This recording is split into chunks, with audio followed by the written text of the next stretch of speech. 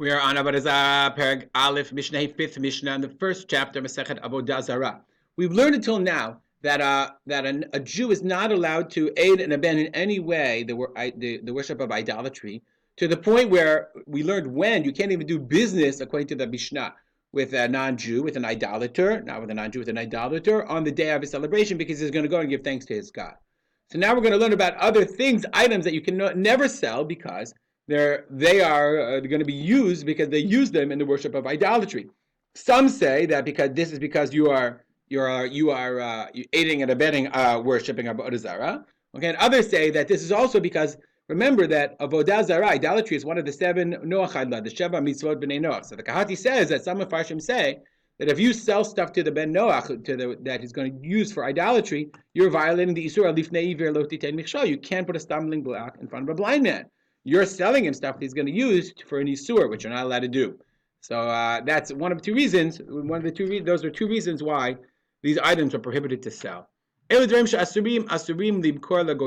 items that one is prohibited to sell lagoyim to the non-Jews, no matter when, because they're used for Avodah Zarah. Itzrobalin, pira de arza. Okay, the fruit of the erez, of the cedar. So if you look up istrobalin, okay, it's a tzinovar at istrobalin, it's tzinovar katan. Pinus finia. Istrobalin are, if you look it up on Wikipedia, pine cones. Pinus finia, the cone and the seeds. So istrobalin, they are very interesting. So they would use pine cones in their worship of idolatry. Ubenot shuach upetotrotehen. Let's read it again. Ubenot shuach upetotrotehen. Benot shuach, we'll look at the Bartanura. Benot shuach amin minea te'inim. Kind of figs, gdolim, halavanim, white big figs. You can't sell them to idolaters. Pitotarot, be pitotarotehem, with their pitotarot, which are akatzim, their stems. Shalahem shahem limbo. Okay, so I guess it was well known that they would use in their idolatry. They only offered these beautiful white figs with their stems on them. Ulavona, frankincense. V'tarnagol alavan, and a white chicken. I don't know what these things were used for. I'm sure there are scholars. I'm sure you can email me and tell me.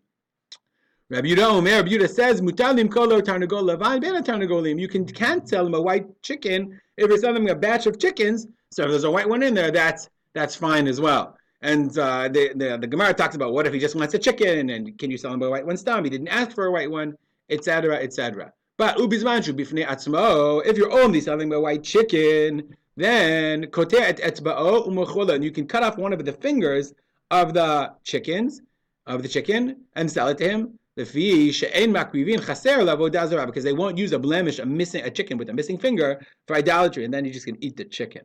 Okay. Ushar kol hadvarim, everything else, staman mutar, uperushan asur. If buying something else, the guy wants to come in and buy, I don't know, coffee. That's great, mutar. But uperushan, if he says, "Give me your finest beans, I'm going to worship idols, and I want to offer him the good coffee," then you can't sell it to him. Okay, you're not allowed to sell it to him. Asur. Why? In perish, that's obvious, but it should be obvious. In perish lavodah zarah ba'ulu, if he says, "I need it for Avodah Zarah," then it's asur. Why? What's the big deal? Not what's the big deal. Obviously, why is the Mishnah saying this? You have to learn this. The Mishnah has to tell you. I might have thought. He doesn't really need it for idolatry. So why did he say idolatry? Why did he say it? Since he's connected to it, then the whole world loves idolatry.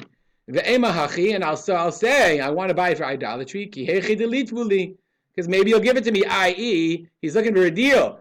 So he says, yeah, I'm buying it for the idolatry. Oh, buying it for idolatry, I'll give you a good price. So people are always trying to get a good deal.